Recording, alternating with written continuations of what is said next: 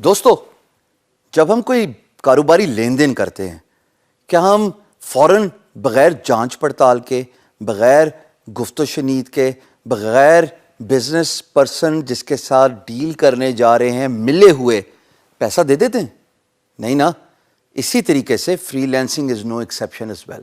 Virtual کام ہو رہا ہے but business norms تو وہی ہیں کہ اگر آپ ان پرسن میٹنگ میں when you are doing a business deal, you interact, you shake hands, you talk about the business, you decide what is in the timeline, اور وہ سب چیزیں آپ طے کر لیتے ہیں. اسی طریقے سے فری لینسنگ میں بھی ایسا ہی ہوتا ہے. اب فری لینسنگ میں کیسے ہوتا ہے آئیے تھوڑا سا ڈسکس کرتے ہیں.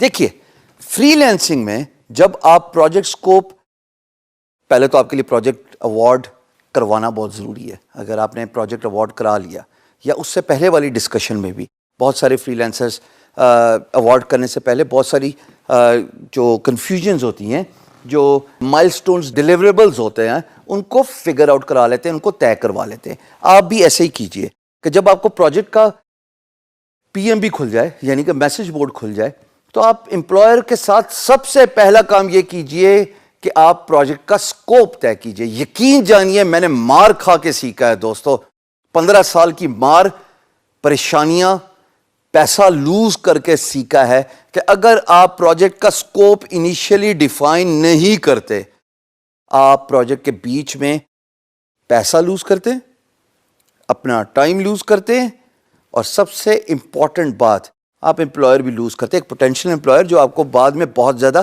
کام دے سکتا تھا، لیکن چونکہ آپ نے طے ہی نہیں کیا، معاملات ہی نہیں طے کیے، ڈیلیوریبلز طے نہیں کیے، مائل سٹونز نہیں طے کیے، ایکسپیکٹیشنز نہیں طے کی، نقصان کیا ہوا؟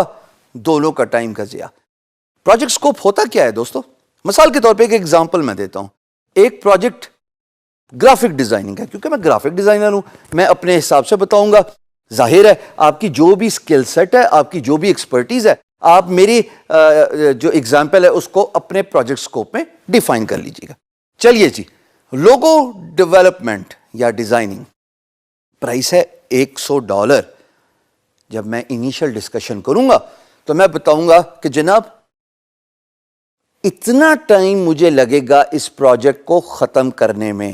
سو the first and the foremost important thing is time it will take to complete the assignment.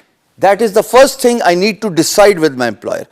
اگر میرے امپلائر کو ایک چیز 3 دن میں چاہیے اور میں ایزیومنگلی یہ تھاٹ پروسیس لے کے چل رہا ہوں خواتین و حضرات کہ یہ کام تو جناب 1 ہفتے میں ہی ختم ہوگا، کیونکہ میں نے پچھلی اسائنمنٹ بھی لوگوں کی 1 ہفتے میں ختم کی تھی. That is where the expectations are not met. Award ہو گیا، پروجیکٹ آپس میں ڈسکس نہیں کیا تو نقصان کیا ہوا؟ 3 دن بعد امپلائر کہتا oh my God I needed this in 3 days، what are you doing, give me my money back. کیا فائدہ ہوا؟ صرف اپنے 15 منٹ کی ایفرٹ بچانے کے لیے 3 دن بعد 3 دن کا نقصان کیا آپ نے. ٹائم از منی دوستو. So it is very important that you decide the timeline of the project. Second thing which determines the scope of the project is the price of the project. یہ تو ایسا ہی ہے کہ اگر کاروباری لین دین کر رہے ہیں اور پرائس ہی نہیں ڈیسائیڈ کی، میں گاڑی بیچنا جاتا ہوں اور میں گاڑی کی پرائس آسکنگ پرائس ہی نہیں مانگ رہا، ارے یہ کیا بات ہوئی؟ کیا ایکسپیکٹیشن ہوگی بائر کی، کیا ایکسپیکٹیشن ہوگی میری کہ مجھے کیا پرائس مل رہی ہے؟ So these are 2 fundamental mistakes freelancers typically make when they are beginning a project. Scope determine کیجئے پروجیکٹ کے سٹارٹ پہ، چاہے 1 ہفتہ لگ جائے اسکوپ کی ڈٹرمینیشن میں. این ممکن ہے امپلائر وہ پرائس آپ کو دینے کے لیے تیار نہ ہو. اپنے رائٹ کے لیے فائٹ کیجئے، اپنی ویلیو پروپوزیشن اپنے امپلائر کو دیجئے، بتائیے کہ آپ کی کیا ورتھ ہے، بتائیے آپ کا پورٹ فولیو بول رہا ہے آپ کے اس پرائس کو ایگزیکٹلی ڈٹرمن کرنے میں، اس پرائس کو جسٹیفائی کرنے میں. So this is very important to decide the project scope in the very beginning of the project in order to avoid any pain down the road. خواتین و حضرات، ہم نے فری لانسنگ کو بریفلی اوور ویو لیا. ہم نے یہ بھی جانا کہ فری لانسنگ کی امپورٹنس کیا ہے. ہم نے یہ بھی سمجھ لیا کہ فری لانسنگ کس لیے کرنی چاہیے. اب میں آپ کو ایک انسپائرنگ موٹیویٹنگ ویڈیو بتاؤں گا that should inspire you and motivate you to be boss of your own based on the statistics. Watch.